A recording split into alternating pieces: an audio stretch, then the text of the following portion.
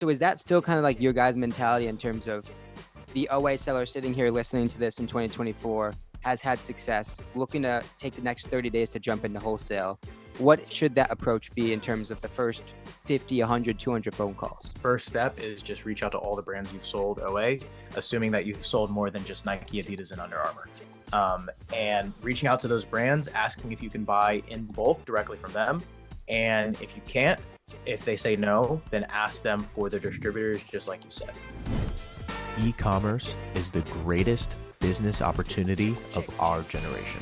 All right, welcome back to the Buy Box Bandits podcast. This is Miles, Flips for Miles. Just kidding. It is Daniel, Wi-Fi astronaut. I'm subbing in for Flips for Miles. He committed treason a couple times, but that is all right. All in one day, too. All in one day. Missing meetings, missing podcasts, but alas, we forgive him. I think this is maybe the second or third podcast he's missed. Right, Garrett?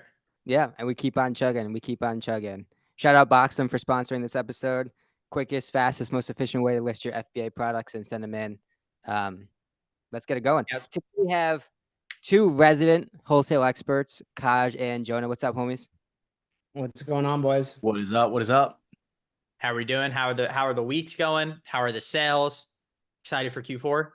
So excited for Q4, man. Yeah, it's been a very busy few weeks, very busy few months. I feel like there was ASD and then Amazon United was like the next day, even though it wasn't. So a lot of traveling, but now we're back in the office and on the grind.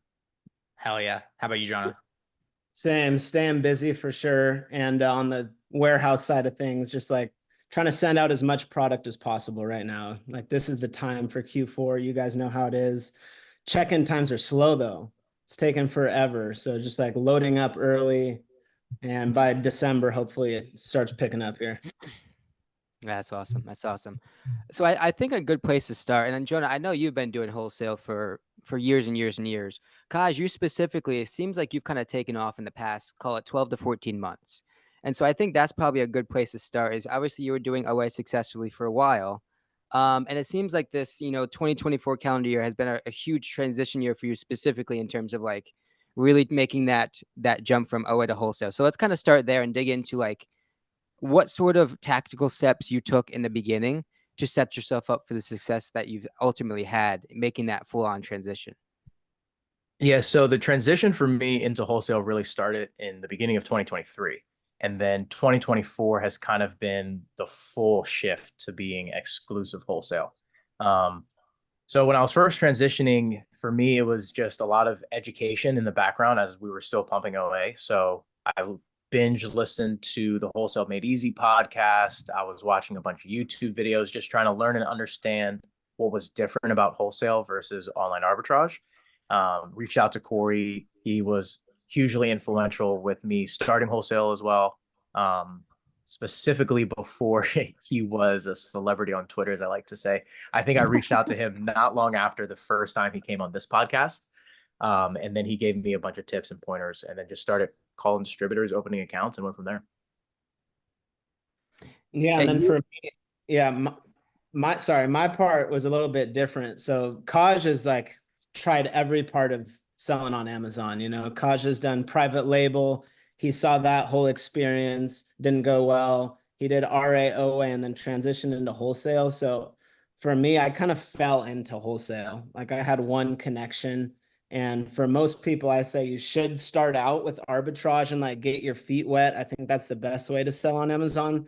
Only way you go into wholesale directly is if like you have a connection or your buddy has a connection to some store or distributor. Like that's a great way to get started. But other than that, it is a transition where you want to do a little bit of arbitrage first, I'd say, just to learn the basics and not go out and fork up a huge amount on a wholesale purchase order. Would you suggest that to somebody who, because a lot of people always ask the capital question. They go like, okay, well, one, they ask how much capital do I need to start wholesale? But then there's also the other point of, let's say you do have the capital, but you've never sold on Amazon before. You might blow it all on either the wrong products or you might, use the wrong FN SKU. You might make a really silly mistake. So what is your kind of position on, well, one, how much capital do you guys feel someone actually does need to sufficiently start in wholesale in 2024? And let's say they do have the capital, but no experience. How would you guide that person into the world of wholesale?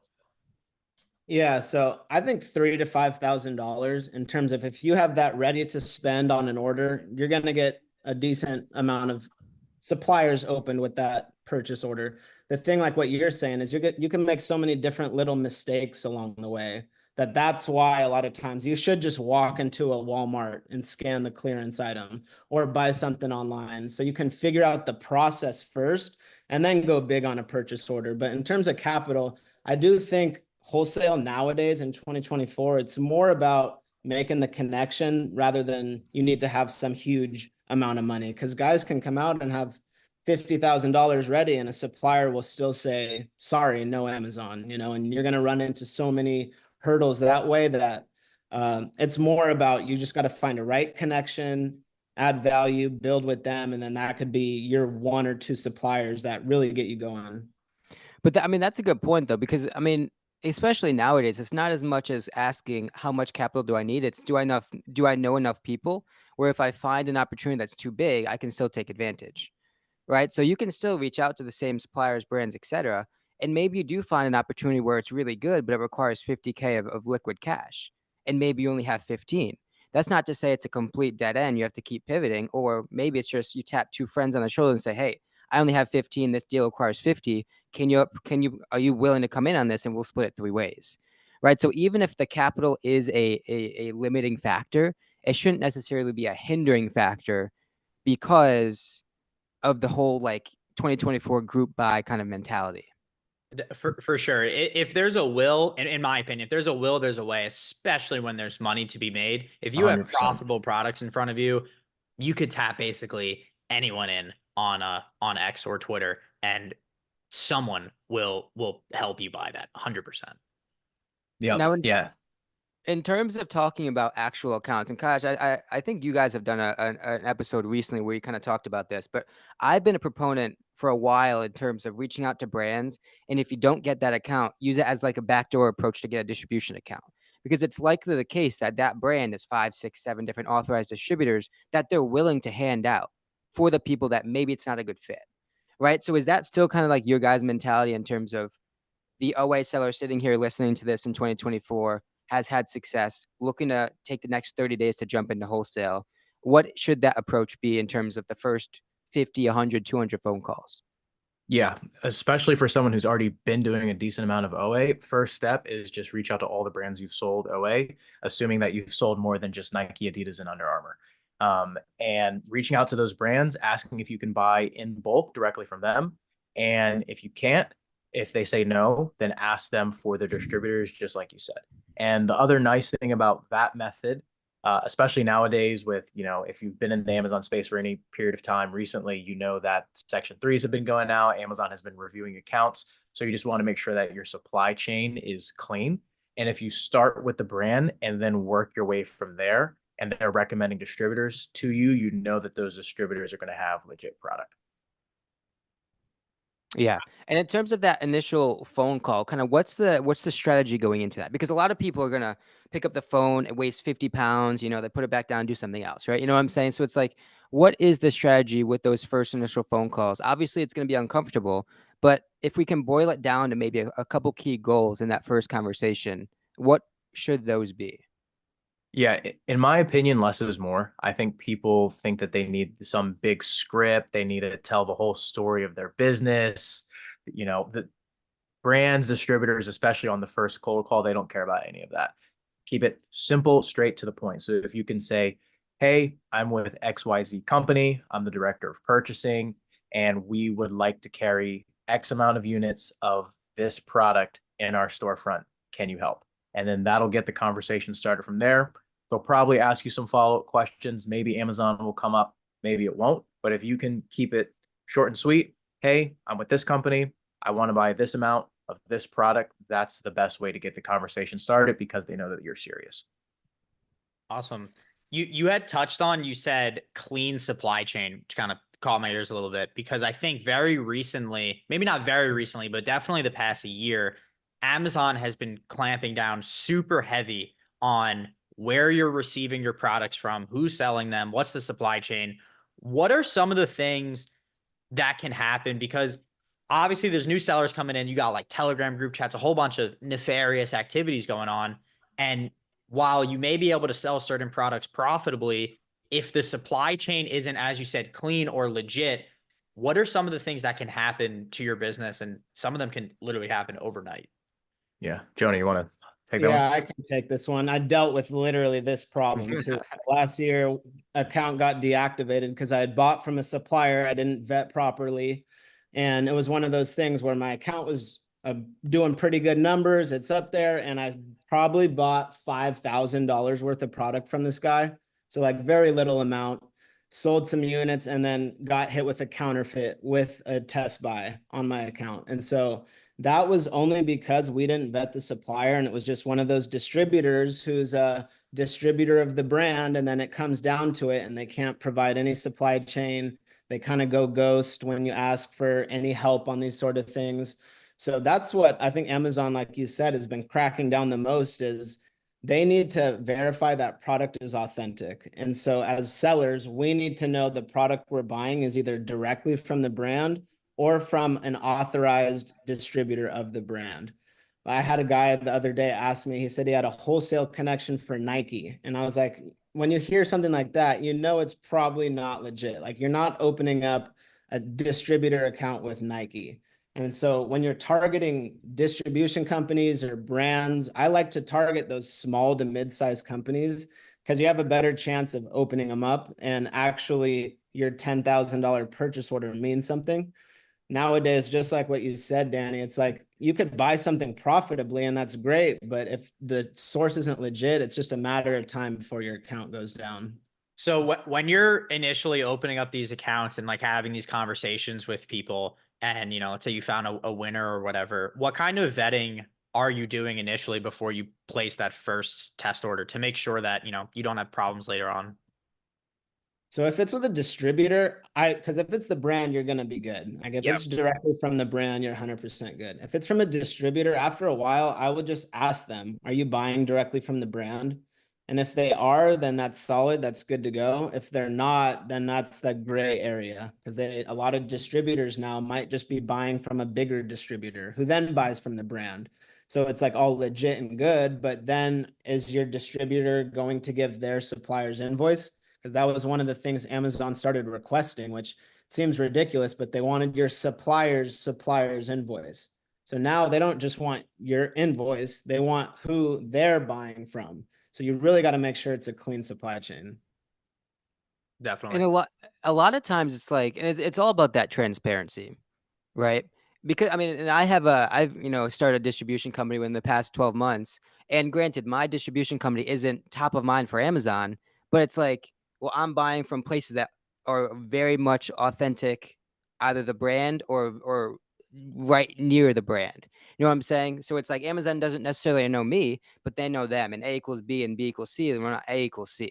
Right. So that linkage to the brand, to a very verifiable source is apparent. And I think that's the big thing. And you touch on it. It's like that transparency. It's being open with your sales reps and telling them what you need.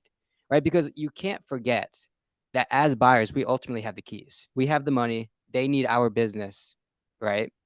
And so we have the authority to essentially demand what we want. And if it doesn't work, that's fine, right? Your Amazon account's far greater than the $2,000, $5,000, $10,000 that you're going to make from one potentially good deal. Yeah, for sure. And you have to be ready to walk away too. 100%. If a deal looks good, but there's that little red flag or in the back of your mind, it's just too good to be true. Like, you have to be okay with walking away. Definitely. And for anyone wondering why Amazon is taking these steps, it's because there is legitimate fraud taking place on their platform, and supporting the companies that do this is only going to make it's just going to make it more difficult in the future to sell products essentially and sell them profitably. So don't support these people who promote fraud, buy fraud, or whatever, because it is a real thing and it's happening. It's very unfortunate. And what you're seeing now is a direct result of what has been occurring for the past, I don't know, however many years, but it's obviously gone pretty bad to the point where they're really clamping down now. It's all, I mean, it's a net positive though, at the end of the day. 100%. Right. All the regates, all the IP issues, it's a net positive, because if you're doing things that you're supposed to be doing, A, the authenticities are not an issue, right? You can beat them easily. And B, the competition that you can't compete with because it's illegal is going to get filtered out anyways. So 100%. ultimately, at the end of the day, it's a net positive. One of my favorite sayings of all time, just real quick on this, is if it's difficult, that is inherently what gives it value. So the fact that it's becoming more difficult, less people can come onto the platform and do it, that creates more value and more opportunity for the people that can. So when those roadblocks come up, you got to bust through them and keep going because someone else is quitting at that moment. And that's one less person you got to compete with. Yep. And yeah, this is the perfect example of that, right? Like a couple years ago, wholesale was you call any wholesaler or even like a liquidator, right? Someone who's at the end of the supply chain, not a clean supply chain, but probably legit product, right? But it's like you're getting Dove stuff, you're getting Tide, you're getting all of these big name brands super, super cheap, and then just reselling them on Amazon. And I mean, sure, you could still do that today, but if you get a Section 3 invoice from a liquidator is probably not gonna remove that IP complaint or something like that. So now that model of wholesale, though it's still a legitimate business, it's just not what Amazon wants. So you have to always be able to pivot as things get more difficult, and the people that are able to pivot are the ones that are going to be around for the long term. There's also something to be said about just like qualifying the products that you're buying, right? Obviously, if you buy into a beauty brand, you likely have more of a potential of headache than like batteries or something like that. You know what I'm saying? So it's like there is something to be said about just using some common sense, being in the space, being in the market, seeing what other people are complaining about, and just kind of like going the other way. You know what I'm saying? Kind of piggybacking off that. And Jonah, I think I saw a tweet about you put it out a couple of days ago in terms of like the Google method isn't necessarily working anymore, right? So like the Google, Philadelphia grocery distributor, everyone's finding those same sorts of distributors, right? So again, for that person that's listening that wants to do this in the next 6 months, are there other kind of more tactical, more strategic, more effective ways to be reaching out, filtering brands, and kind of doing this outreach and finding qualified leads?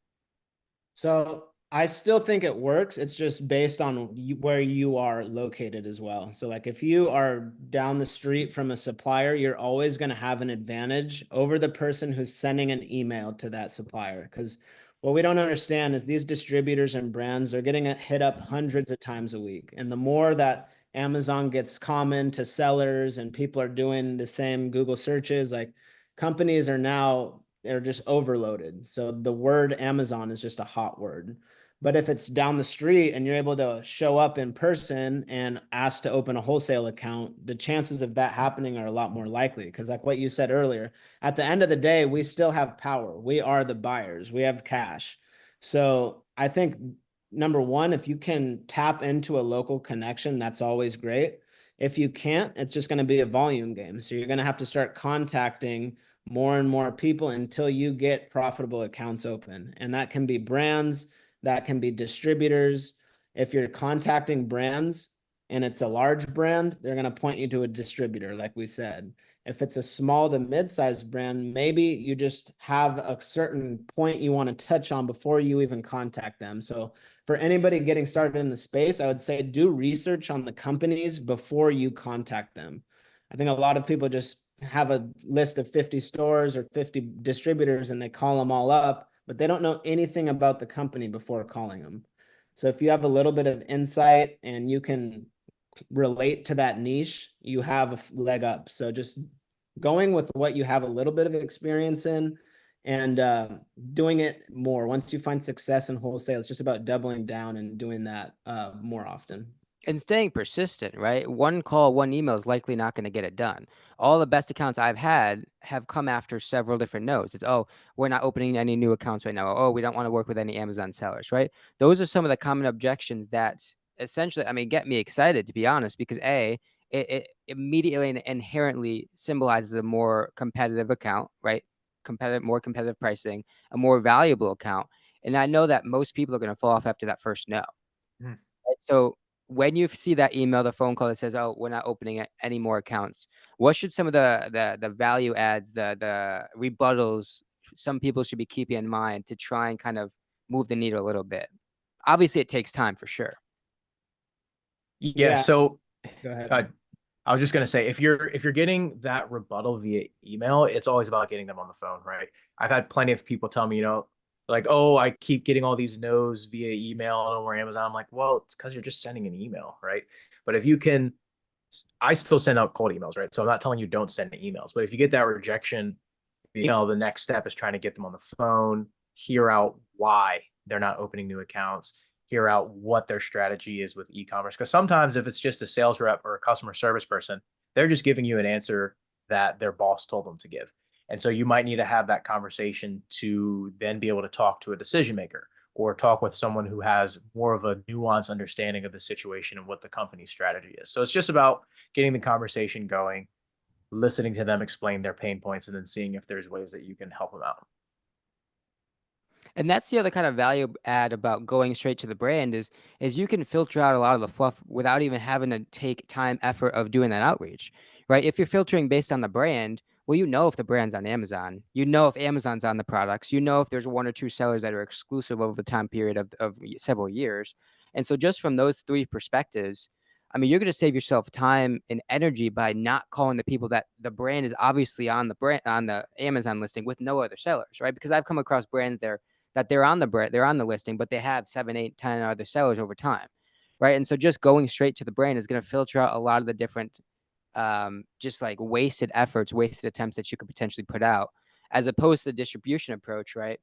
You get a catalog, you have no idea what's in it, right? There could be products that are not on Amazon. There could be products that are not on that are on Amazon that don't do well. And then there, of course, there are going to be some products that do well, but you have no sense of pricing, competition, any of that stuff when you're strictly reaching out based on distribution approaches. And one thing on that, when you're contacting brands, especially, and this kind of goes for, really in any business, when you get no's in front of you, when someone tells you no, you gotta be somewhat defiant. You have to at least attempt to figure out ways and craft a situation where you can get a yes or you can get what you want, especially if it's a brand in this case that is super profitable.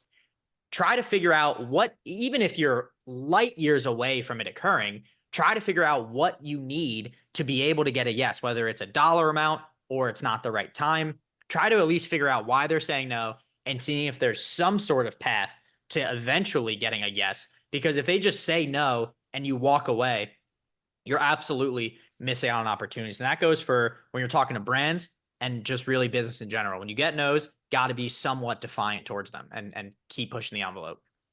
Yeah, Yeah, it's a great it point. really is just sales. Like wholesale is sales. So like if you have a role in sales or you know how to sell, you can get on the phone with a brand and sell them on why they should work with you. 100%. Speaking of brands, I've noticed that both of you guys have started to get more into like that sort of brand partnership perspective in terms of like offering value and then ultimately getting some of those like more exclusive partnerships down the line. Can you want guys kind of touch on that a little bit? Yeah, I Jonah, think you want just to in take that? general, You've been doing this for like the whole time. yeah, the only reason I have is because I ran into that hurdle that a lot of sellers do where it's that sorry, no more Amazon.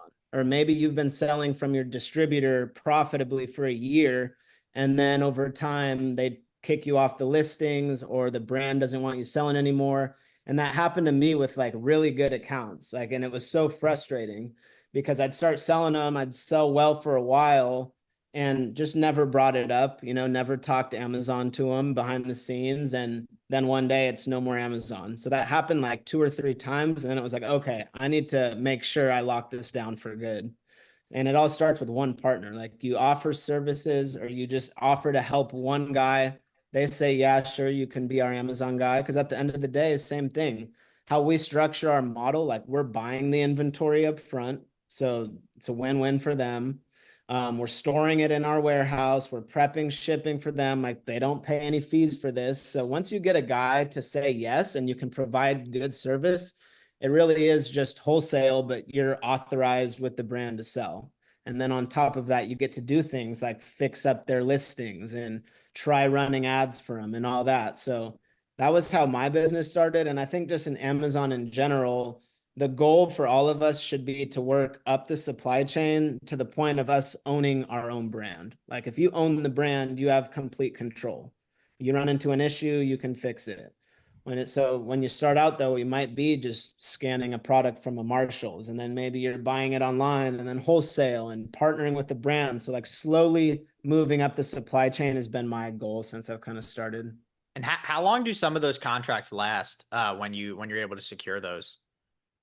A lot of them, honestly, it's kind of like a prove it deal. So as long as the partnership is going well, like I haven't had anybody just cancel or like say they no longer want to work with me. Some relationships kind of fizzle out. Yeah. And that happens when they control the supply too. You know, it's like, oh, we slowly stop ordering, communication slows down. So I've had a few like that, but for the most part, like, you know, the brands, if they're in demand and you lock down one, it's going to be a good partner for you for a while. So most of the guys I've been working with, it's been over 2 years now. And then once you get one, you have the blueprint, right? And then it's Yeah. just rinse and repeat. You can use that as an example. Oh, you see these listings? Well, this is what they looked like before. Our team kind of took them, improved them, and now the sales rank. You have tangible data, which is sick, right? If you You have a document what the niche. sales rank, what's up? I said, and you have a niche too. 100%, right? If you can document what the sales rank was before and after, what the sales were before and after, all those sorts of things, we have evidence, and now you become that much more of a valued partner for the next one and the next one and the next one. Yeah, 100%. And another thing with that too, like going back to the earlier conversation, is when I first started doing wholesale, I was really just targeting distributors and wholesalers. But as I watched Amazon get more aggressive with account reviews in Section 3, I'm like, okay, I just want to make sure that my account health is as clean as possible. And the best way to do that is to be 100% brand direct. Now, I still do buy from some distributors that I know are legit and that, you know, their invoices should work. But I know that if my catalog is predominantly direct with brands and I'm serving those brands well, the brands are going to IP me. And if Amazon wants to review supply chain, there won't be any issues. And, you know, if you're able to lock in an exclusive, you're not fighting for the buy box. That's another big plus too. When it's just you and you can control Huge. pricing, reminds me of the private label days. It's good stuff. That's awesome. So, Kaj, you've been on Twitter, X, and Jonah as well for a while now. What are some of the biggest misconceptions you've seen there? And then obviously you've seen in your own life. You're like, oh, well, this clearly is not true. What are some of those? For me, I think- at least with X and wholesale, it's been, I think, and it's, you know, a marketing tactic just to scare people away from wholesale, is that margins are super thin.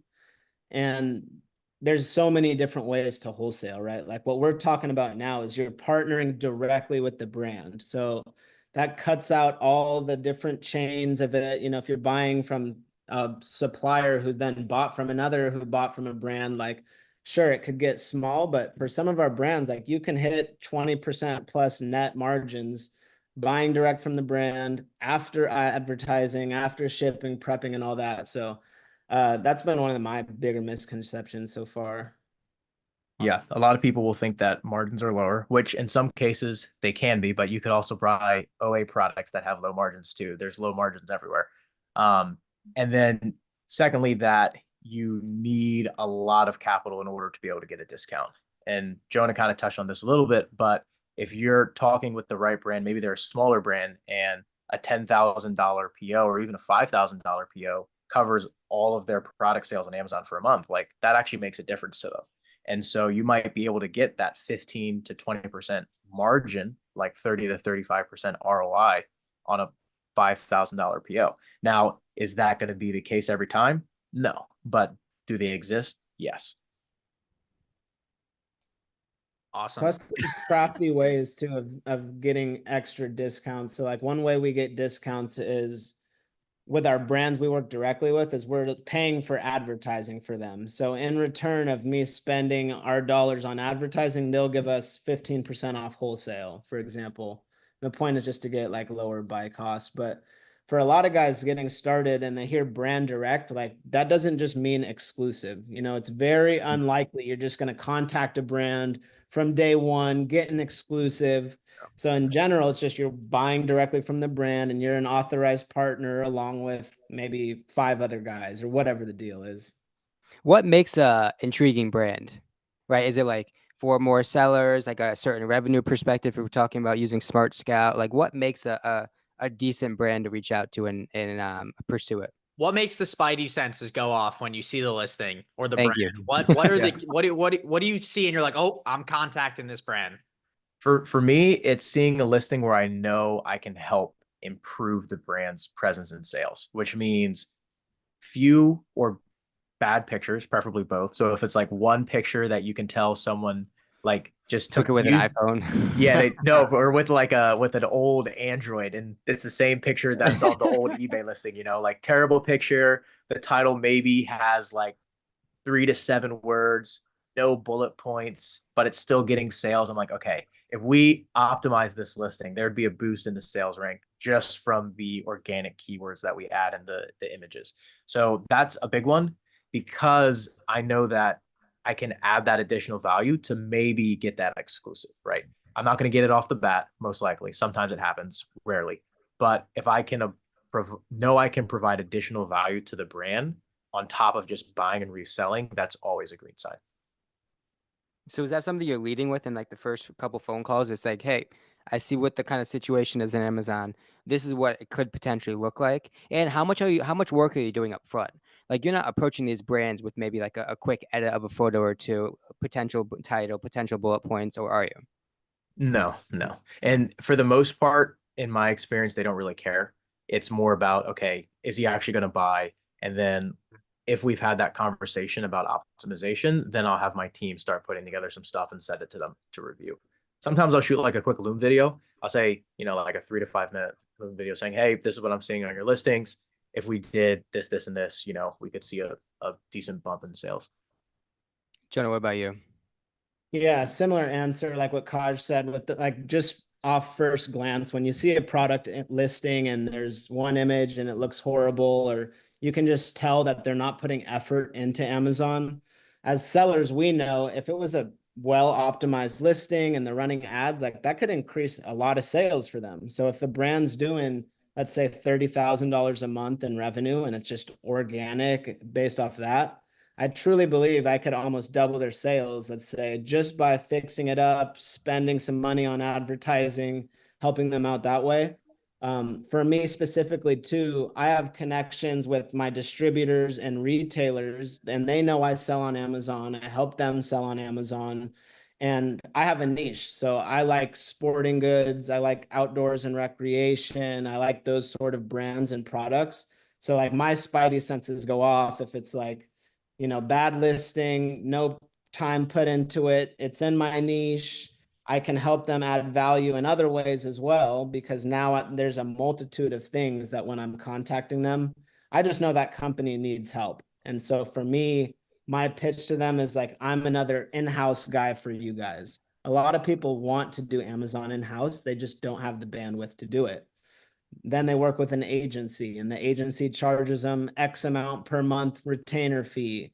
Like that's one of my biggest pitches. It's like, we're not another agency. We're not going to charge you for any of this. And some brands are shocked. They're like, what? I can store my stuff in your warehouse for free? Like, and that right there is huge value. So just finding where you can position yourself for the brand, where they see the most value, and then just helping them out. Yeah, Awesome. that's huge. That's huge.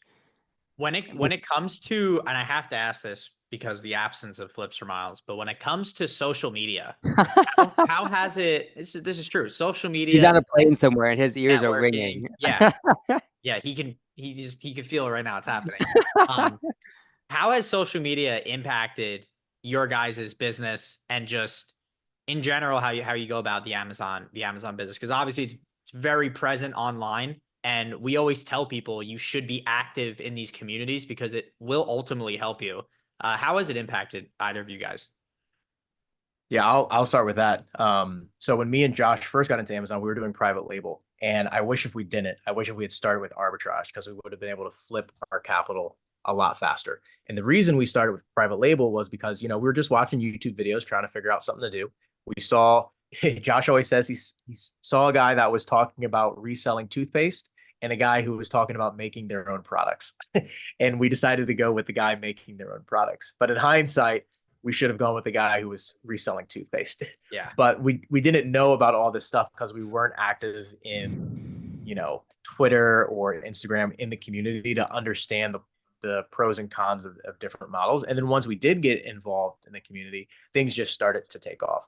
Like I mentioned, that's how I connected with Corey. I first connected with Jonah and you guys on social media too. And just all of the knowledge sharing and being able to understand the different changes on the Amazon platform it's invaluable. So before we wrap up here, each of you guys, what is one parting thought about wholesale in 2024 for the audience? I'll start it off just to kind of finish to what we were just talking about. Is my thing would be to get on social media and start posting and recording your journey, because there's just so many like-minded people out there that you don't know and won't connect with until you do. And as a byproduct of that, your business also grows. You make more connections, you get access to more goods, all of that. And it's tough at first, but just go out there and talk about what you're doing, So with wholesale in general, I think it starts with talking about your business, what it is you do, post about it online. You're going to have traffic coming to you. And once you reach out to other people, they fall on your profile and see what you're actually doing, who you are. When people DM all of us, we go to their profiles, we see, and if they've been putting in the work, we make note of that. And you want to help those people, right? Compared to the guy who's asking the same questions that you can find on Google in 2 seconds. So being active, posting yourself online, it's going to grow your personal brand and your business. And to be honest, there's so many more opportunities out there outside of selling on Amazon that you don't really think about at first. So just being open-minded and knowing there's an unlimited amount of opportunity out there. 100%. Yeah. For me, the tip is find brands and distributors that are local and pull up to them. No one's doing that. That's the best way to open accounts. I'll never forget that story that you told way back when about how you got started with wholesale. Yep. I'm sure you're not still buying from them, but it got you I'm out not, with a no. bang. Yeah, no, we spent probably like 50 to 60K with them that year. So, and it was all profitable. That's good stuff. Yeah. One last thing that Jonah touched on that he was talking about, when you're on social media and you're posting yourself and like you got your face on camera and stuff like that, you are presenting yourself to the world and you are opening yourself up to new relationships and new opportunities you otherwise wouldn't have. And for the people that are listening to this that tend to be on social media and be extremely negative, you are shooting yourself in the foot and 100%. ruining every chance of those relationships occurring in the future. So highly encourage not be negative, be a positive person and a positive influence in the community, because everyone really just wants to help each other grow and make money ultimately at the end of the day. So huge point there, and is extremely important to be doing that on social media. I mean, Wi-Fi, you and I have been making money online together for what, 4 years now? Yeah, 4 or And 5 it's like years. there's been so many compounding benefits from it that were not immediately obviously available. But thanks for joining us, guys. Where can people find you on social media? Yeah, for me, it's just my name, Kaja Robinson, Cajua Robinson, on Instagram, X, LinkedIn, YouTube. Find me there. Yeah, and you can find me at Jonah Hodges _ Twitter, Instagram, YouTube, LinkedIn, all that. Good stuff. Well, everyone, make sure you go check these guys out. Don't forget your free trial of Boxum. Yes, I need to be able to afford food. Please get a free trial of Boxum. You can find me on @BOXEM, and you guys have a great day. Take care.